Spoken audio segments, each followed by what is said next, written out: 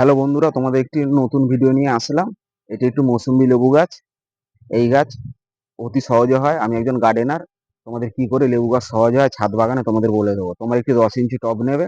টবের মধ্যে হাফ মাটি, হাফ গোবর সার, একটু ভার্মি কম্পোস্ট, একটু নিম খোল ভালো করে মিশিয়ে নার্সারি থেকে যে কোনো ছোট একটি চারা এনে তোমরা বসিয়ে দিয়ে ভালো করে জল দিয়ে দেবে। আর এই গাছের এমন কোনো যত্ন নেই।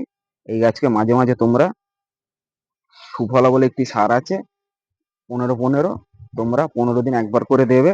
আর তোমরা মাঝে মাঝে একটু ফাঙ্গাসাইডের ওষুধ গুলে দিয়ে দেবে। এটা ডায়াথিন 40 বলে একটি ফাঙ্গাসাইডের ওষুধ আছে, এটা গুলে দিয়ে দেবে।